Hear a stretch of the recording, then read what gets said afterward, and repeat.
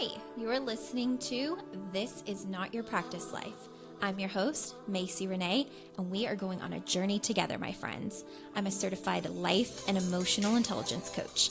And if you really want to step into your highest self, there are a few non-negotiables you're going to have to learn, and I am just the person to help you do it. No matter your past, I'm here to help you create a more fulfilling future. So stick around with me. Not only will I teach you how to navigate your brain's daily mind drama, but I'll help you actually understand your mind, your emotions, why you do the things you do, and why others do the things they do.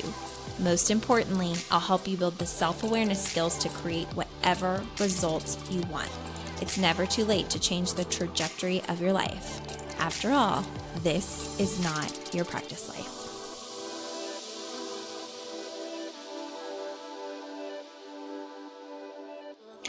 Hey friends, welcome back to another episode of This Is Not Your Practice Life podcast. My name is Macie, and I'm so excited to have you joining me today. We are going to be talking about money frequency, but before we get into that, I just want to let you know, if you're brand new to the podcast, welcome. If you're finding me on YouTube and you're watching this, welcome. I'm going to be able to actually visually show you what I'm teaching. If you're traditionally an audio listener, just know you can always check out YouTube as well to see the visual of this.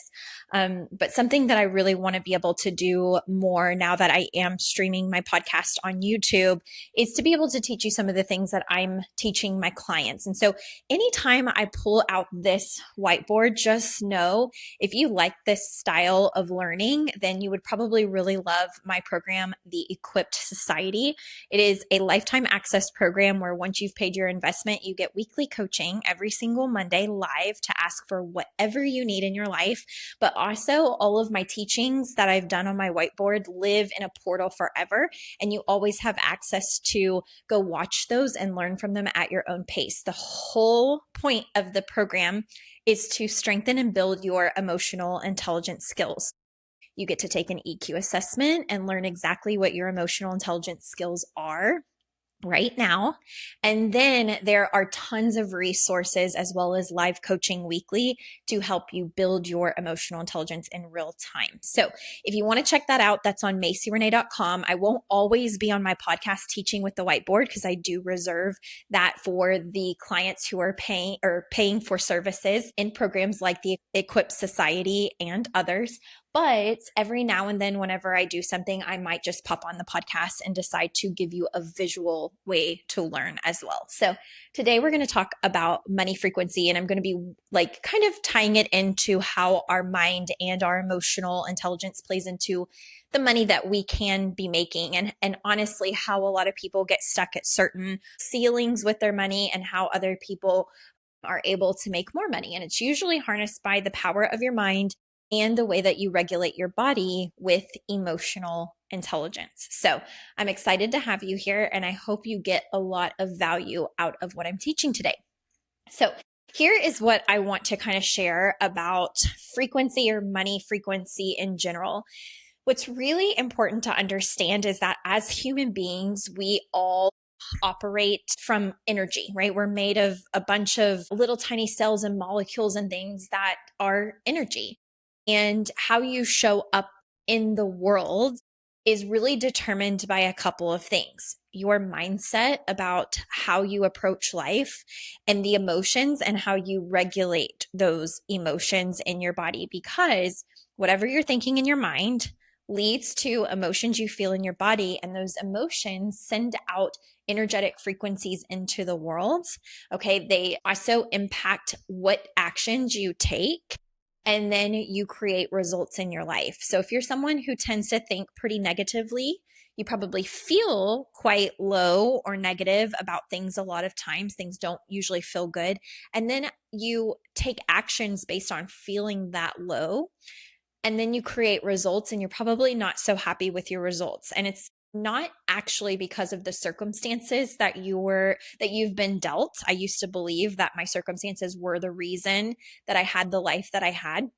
And one of the most empowering things I ever learned is it's not our circumstances, okay? It is how we go about those circumstances with the power of our mind and how we're able to regulate our emotions and feel our feelings and get to a better emotional state, which then puts us in a better energetic state.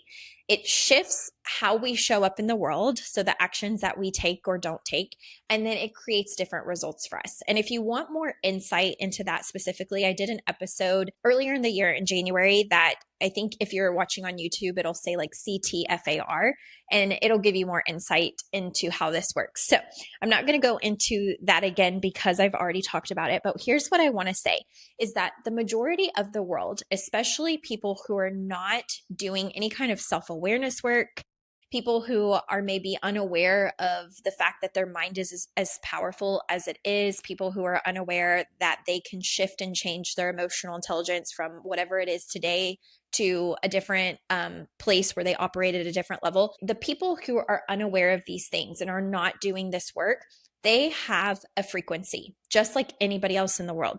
But when it comes to money, here's what's really interesting. Majority of people, if you were to look at this pyramid, are in this bottom category where the majority of their frequency and how they're feeling a lot of times is maybe full of doubt, full of shame, full of guilt, apathy, jealousy, worry. And all of these emotions, again, are frequencies.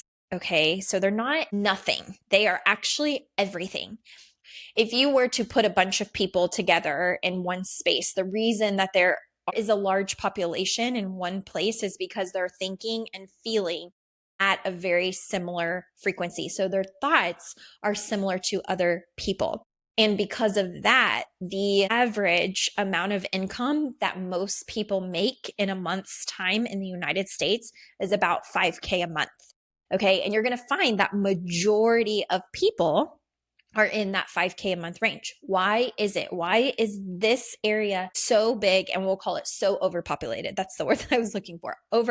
Overpopulated. Why are there so many people in the US that are stuck at K? Now, you could say, again, circumstances, job opportunities, education levels, like what we're born into or not born into, and all of that. And I'm not negating any of that. Those can be factors, but I'm talking about the fact that when we really think about it, there are people who were born into not so ideal circumstances, who have broken cycles, who have done the impossible, who have been able to change the trajectory of their life. And it's not because of what they were born into or what they were handed or not handed or the opportunities, that they were necessarily given. There are examples of many people who have been able to change their life.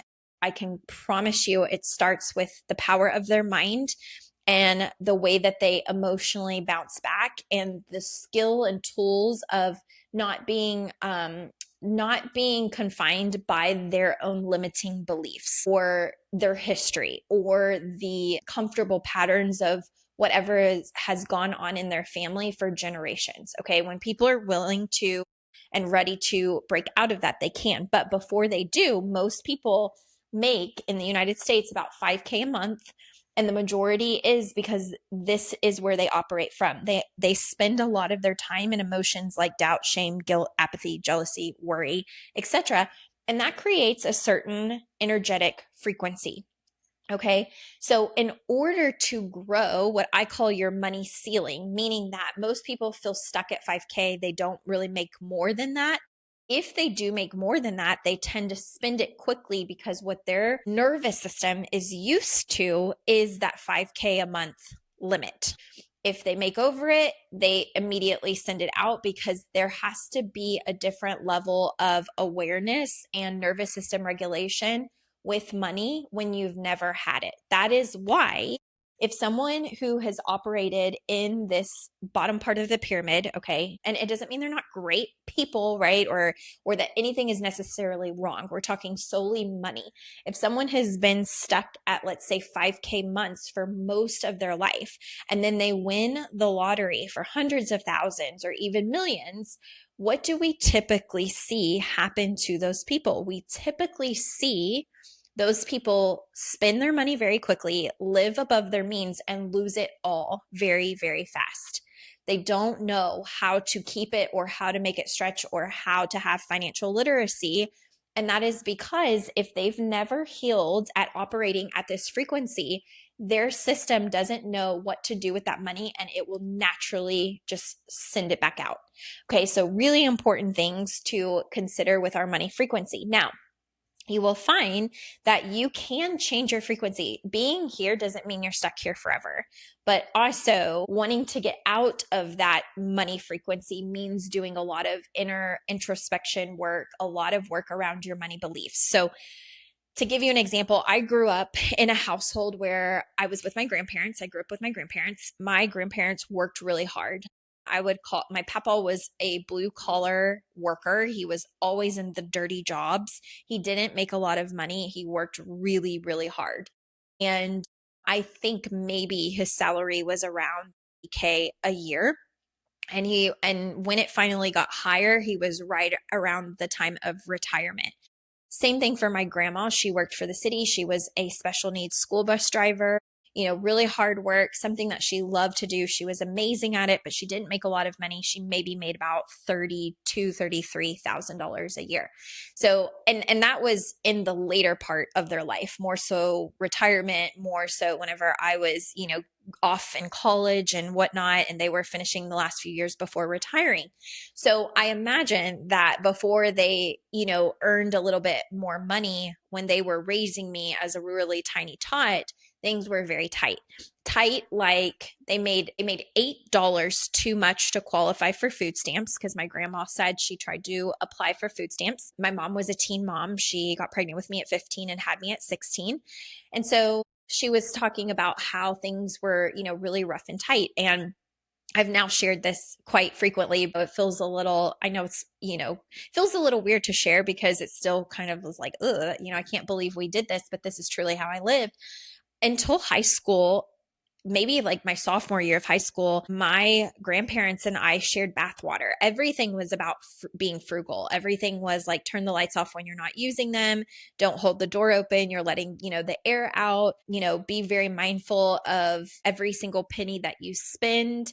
There was a lot of scarcity mindset, and it was because of just trying to make it by. So I understand the logical side of all of it. But yeah, we would share bathwater because that was cheaper than everybody getting their own. And until I was in high school, listening to my classmates talk about getting to shower and use their own bathwater, I was like, I didn't even know that that was normal and that the way that we were living was abnormal. And so, anyways, with that being said, when I, became an adult, my grandparents, my great grandparents, watching my mom, my stepdad, all of them and how they navigated money throughout my life, I was really scared of being in that situation. I didn't want to keep living with such a tight grip on funds and so afraid of always losing money or not having enough. But just because we want that to change doesn't mean it automatically does. So interestingly enough, my grandparents and great grandparents, they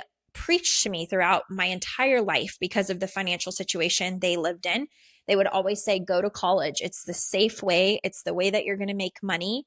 Go into the health field of some sort and get a safe job. And that's what was programmed in my brain to make ends meet, but not only make ends meet, to have a better life than what they had lived. And they meant well. So I did all of the right things throughout my childhood and young adulthood, and I went to college. I got a bachelor's degree in health science. I got a master's degree in occupational therapy. I spent over $80,000 on my education for a career path that promised I'd make 70K out of school. And then I went into the field of early intervention, which was birth to age 3, meaning that I would drive to the homes of hundreds of families over the course of 6 years, put 30,000 miles on my car every year, and my take home pay after all of it gross was maybe about 35K. I think my max year was 40. So very different.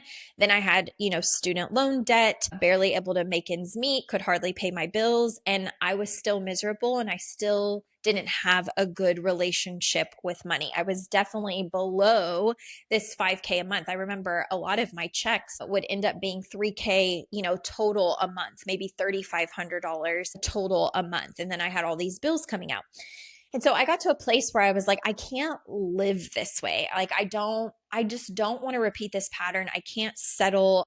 I have to learn a different way. I'm watching all of these examples of people around me in life, have different things and experience different life things. And I want to be able to do those things, but I don't want to do it from debt. I want to be able to create a more fulfilling life and less financial strain.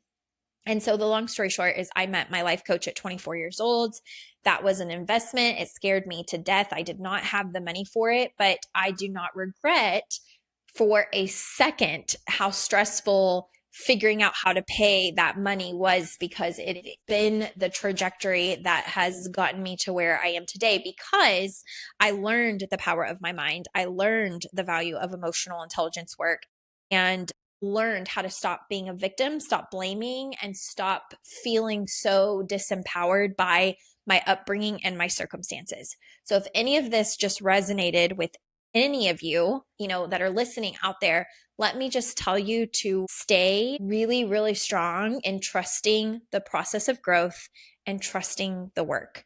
Do your due diligence to learn mindset and to strengthen your emotional intelligence skills. If you can do that, life can be so different for you. So here's the thing.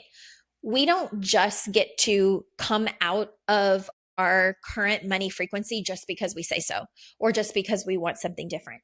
There is work that requires, because there's another part of our brain called the reticular activating system. Some of you may be familiar with that if you've had anatomy or physiology. A reticular activating system is a part of our brain that basically, once you give it information to focus on, its entire job is to show you evidence of that everywhere. So think of your dream car right now. If that is a red Toyota Camry, if that is a black Range Rover, if that is a Mercedes Benz of some sort in emerald green, when you tell your brain what it is that you want, your brain's job, your reticular activating system, which is also sometimes referred to as the RAS. Your reticular activating system, its job is now to find that car everywhere. So have you ever wanted a car and you fall in love with it? It's your dream car. And then all of a sudden you see it on the highway everywhere. You pass it all the time. You're able to point and say, oh my gosh, now I'm seeing that car everywhere. Or you buy a car and now you see your car everywhere. Like, I just recently bought a car last year. I now see that car everywhere. I never paid attention to it before. That is because of the reticular activating system. So a lot of times people will set their sight, on a different income level. And the great thing about setting your sights on a different income level, like let's say you're currently at 5K a month, let's say you want to get to 7K a month. The great thing about focusing on that is that your brain will start looking for opportunities to bring more of that in. Okay, like extra side work. It will try to attract people into your life that can present an opportunity that may help you get to that new money ceiling. However, just because you have your reticular activating system focusing on it doesn't mean the work stops there. It means that you also have to be able to catch your limiting beliefs and the emotions that come up before you're where you want to be. So how do you treat money whenever bills are coming in and you have to pay for them? Are you cringing? Are you totally worried about, the money that's going out? Are you in the mindset of not enough, never enough, I never have enough?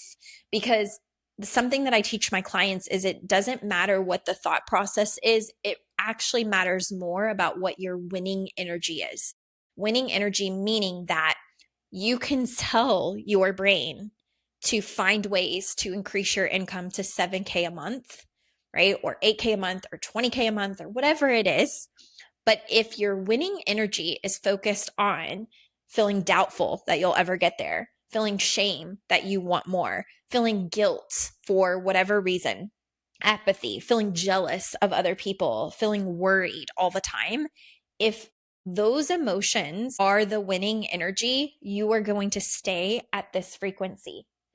That is why mindset and emotional intelligence work matters. That's why actually learning the skills to change, not just think about it, not just be able to think about things logically, but actually be able to embody the shifts matters. And that's why coaching is such a powerful thing. It's taking people from where they currently are to where they want to be, and the coach being able to see how their brain works and catch all of those limiting beliefs that are often in the blind spot of the person. You know, when you're in the problem, you're too close to the problem. And when you're too close to the problem, you can't see it. It's no different than a blind spot mirror. So that coach acts as a blind spot mirror and says, have you seen this thought? Or have you thought about this? Or do you see like what emotion is being generated from the way that you're thinking about this? If you do not shift this, it's going to be really hard to change your frequency. So here's the thing. The reason more people, this area is bigger, and pointing to the part of the pyramid at the very bottom that has like the biggest amount of space. The majority of people are here because the majority of people are vibrating at the same frequency, which means they have the same thought processes and the same kind of emotions circulating over and over and over again. And therefore, they're at the same frequency. And that's why a lot of times, if there are people who are making more money, it's hard to connect with them. It's hard to relate to them. It's hard to understand. It's not because they're any better than you or any worse than you. It's just they've learned how to operate at a different frequency. Scarcity holds hidden loyalty. Okay. So there are reasons like that our brain will hold on to stay where we are, even if we despise it, even if we hate it. And sometimes what this means, scarcity holds hidden loyalty, means if I stay at this frequency, I get to keep my friends who think at the same level. I get to keep my family who thinks at this same level. If I move up and change my emotional state and my energetic state, yes, I'll be making more money, but it might mean I'm misunderstood. It might mean I'm judged. It might mean people don't like me the same way anymore. It might mean people are gossiping about me or thinking, these horrible thoughts about me that aren't true. It's going to mean that I would have to feel different emotions in my body that maybe I don't want to feel. And so therefore, even though I don't make what I want to make, I have a hidden loyalty to it because it keeps me safe. It keeps me with the same circle of people. It keeps me with the majority of society. Okay. That is why if you look at the pyramid and we go up, there's less and less people that would fit in each one of these boxes. By the time you get to the top, that population is so small, right? For a reason that they operate at a completely different thought process, a completely different emotional process, and a completely different frequency. Now, here is something else I was thinking about, because I'm sure with everything going on in the world right now, you might be like, I don't ever want to be at the top. Those people are dirty. They're horrible people. They do a lot of horrific things. It's bad. You know what we need? We need really good people who can raise their frequency and be up here. Because here's the thing, money does not actually change people. Money amplifies who you already are and who you've been. If you're a very giving person at $5K a month with what you might consider to be very little or even less, right? I was at like $3K a month being an OT. If you're already a giving person here, the more money you make, the more you just amplify who you've always been. Money does not actually change people. We have this, again, limiting belief around that. And that is another piece of us that holds a hidden loyalty. If you think money is bad, if you think money is evil, if you think money is going to make you bad or evil, if you think other people are going to think you've changed because you make more money, guess what? Those are nothing more than limiting beliefs that keep you safe, that you have hidden loyalty to. So now you get justified in staying at this frequency. So in your head, you might say, I would love to make 8K a month, or I would love to make 10K a month, or I would love to make 12K a month. I would love that. Okay. You might love that, but what are you being loyal to that keeps you the safest? Again, that is why having a coach is valuable. Clients come to me all the time telling me what they want. My job is to really, really get them to the place to say, is that truly what you want? If so, here are thoughts that are going to have to change. here are emotions that are going to have to be not only felt, but you're going to have to build resilience around. And guess what? My clients really do this, and they start moving up this pyramid, right? And so where they operate is different. The circle does become smaller. I will just be honest. But when multiple women, or, I mainly work with women. Otherwise, if you're listening to this as a male, I'm sure that there are coaches out there for you, but I primarily work with women. So with this being said, that is the benefit too of being in rooms and spaces where like-minded women are doing the work, because when you operate at a different frequency, like those women are able to lift you up in a different way than these people can. Another way to think of this is a radio frequency. So I want to take you on the seriousness of this concept. Okay, let's just imagine that this big pyramid at the bottom that's filled with doubt, shame, guilt, apathy, jealousy, and worry operates at a 20 frequency level of 20 hertz. So it's a low frequency compared to someone that is at the top of the pyramid that's able to operate at 700 plus in their frequency. Okay, that's a big, big difference. And so let's just pretend a lot of people down here, the majority of the population, operate at a 20. Imagine that 20 as a radio station. So if you have a radio, an old-fashioned radio, you all know exactly what I'm talking about. You had to turn the dial on the radio just right. Even in newer cars, like if you manually turn the dial and you're not right on the station that you need to be, it will not play the music correctly. You'll hear like, you know what I'm saying? The static. And you're like, oh man, I got to get that on the right frequency in order to hear the song that I want to hear. This is very much the same. Money frequency is very much the same. The people that are at the majority of the population have a certain channel that they're operating on, which means that as long as they keep those thoughts, and as long as they keep those emotions, and as long as they keep those actions and behaviors, that is their radio station. Okay. They might want to change to a different radio station, but they're going to have to do some serious work, not only to get to that radio station, but to stay at that radio station. Some people change the radio station and they like the music on the other one, but if they haven't done the core work, they'll flip back right to their radio station that they're the most comfortable with. So think of it this way. Majority of the population is on radio station 20. Very few people in the population operate on the station 700. Okay. And then there's everything in between.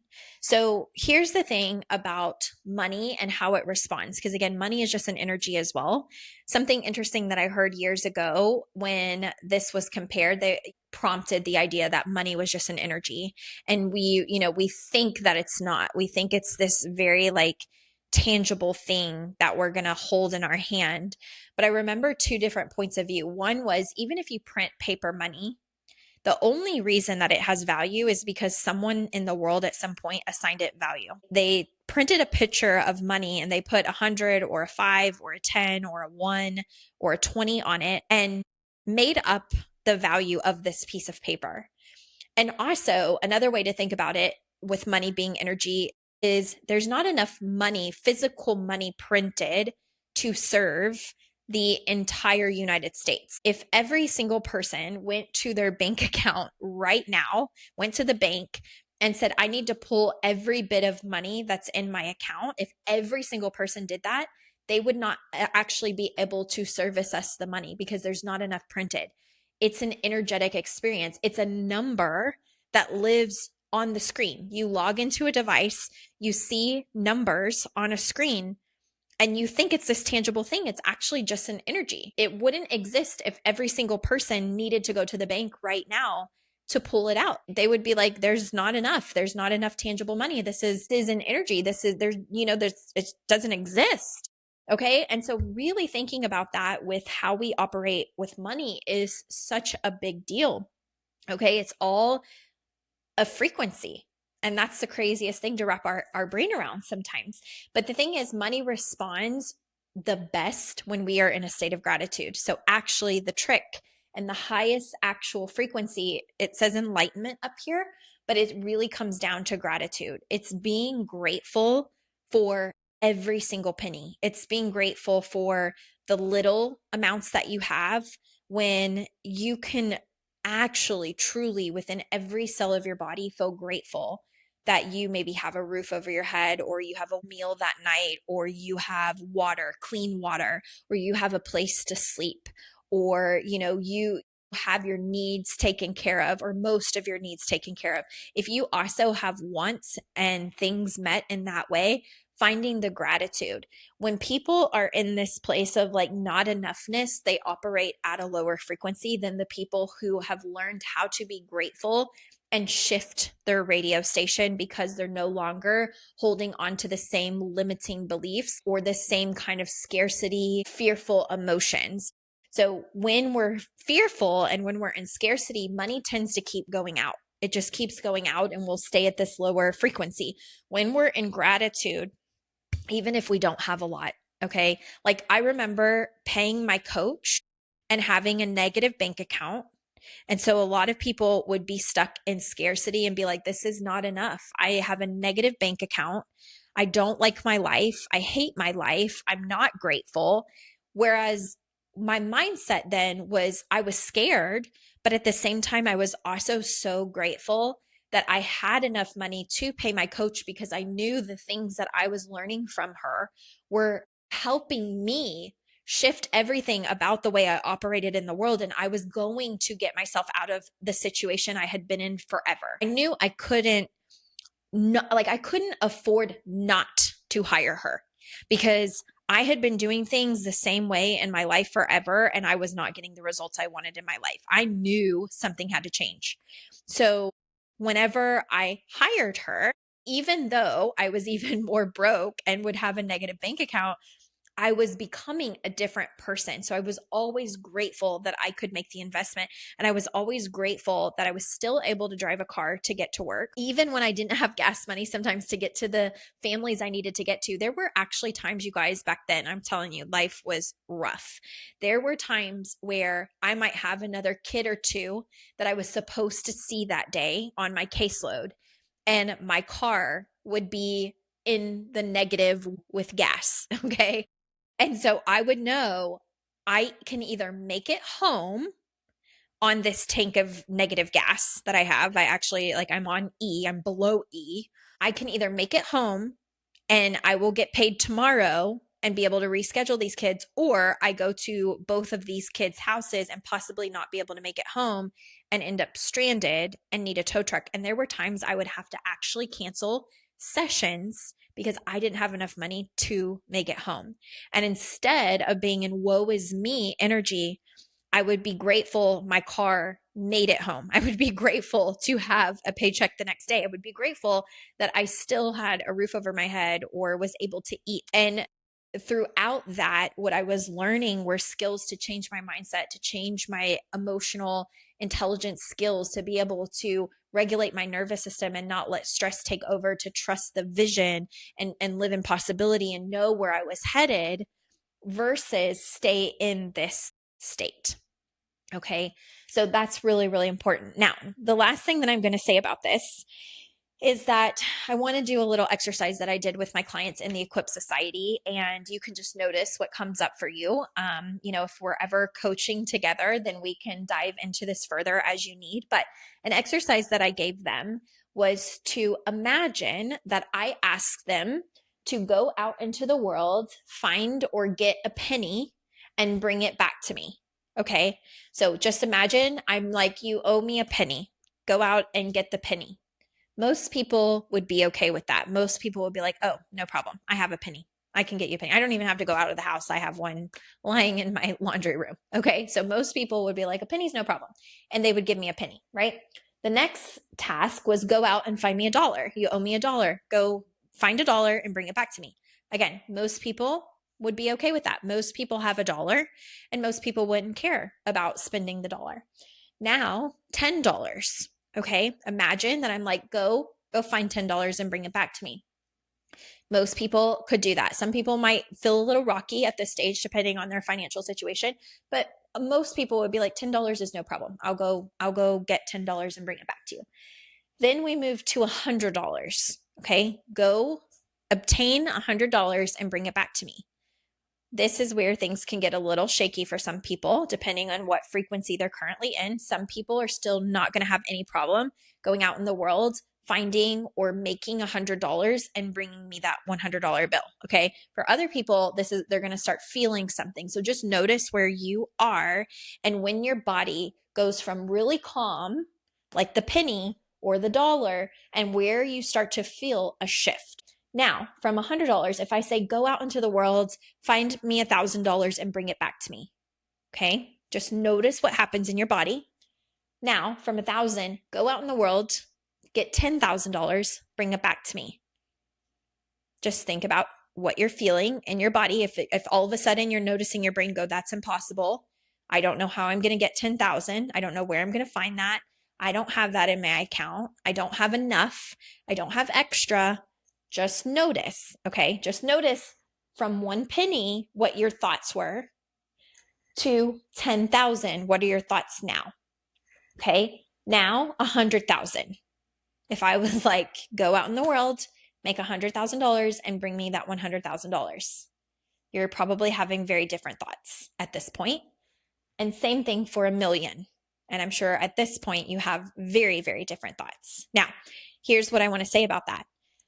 Whatever shifts you could feel energetically happening in your body, emotionally happening in your body, whatever thought processes changed for you, going from bringing me a penny to bringing me $1, to bringing me $10, to bringing me $100, to bringing me $1,000, to 10,000, 100,000, or 1,000,000, that is what I mean by the shift, the energetic shift, the changing of the channels. When we think of this as our radio, okay? That is the energetic shift. If you started to get wiggly at $100, that's where you're stuck at whatever frequency it may be, okay? If you want to change that, whatever thoughts started to come up are your limiting beliefs, are the ways that you maybe haven't learned how to navigate your emotional responses. When your stress response happens, where does your brain go?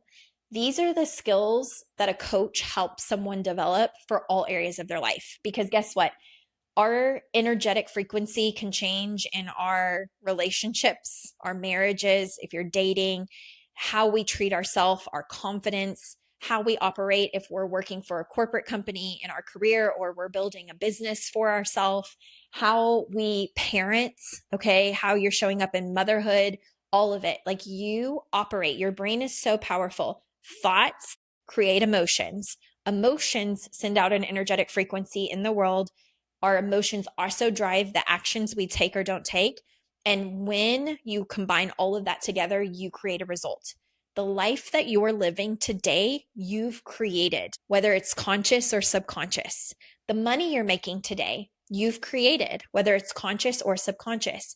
If any part of your money does not feel good, if any part of your life doesn't feel good, your marriage, your relationship, your dating life, your parenting life, your everyday, like career life, your business life, whatever it may be, how you treat yourself, how you talk to yourself, any part of that doesn't feel good, that is where coaching can help you. This just happens to be the money category of, how I'll help clients when money stuff comes up for them. So I hope that this episode helped you. I hope you enjoy this. Share it with friends. Don't forget to subscribe if you are listening on any platform, especially YouTube. And I can't wait to bring you the next episode. And don't forget to sign up on my email list at macierenee.com for more amazing announcements that will be on their way. Have a great day, guys. Hey there. Thank you so much for joining me on today's episode of This Is Not Your Practice Life podcast. If you'd like to connect on social media, you can find me on both Instagram and Facebook at Macie Renee Coaching. And if you want to stay up to date on all of my offers, announcements, and inspirational emails, you can join my email list at macierenee.com. In addition, if there's a way that I can further support you in your coaching journey, you can schedule a free 60-minute consult at macierenee.com anytime you want so we can discuss the best options for you. I look forward to seeing you next week, and I hope you have an amazing day. Bye.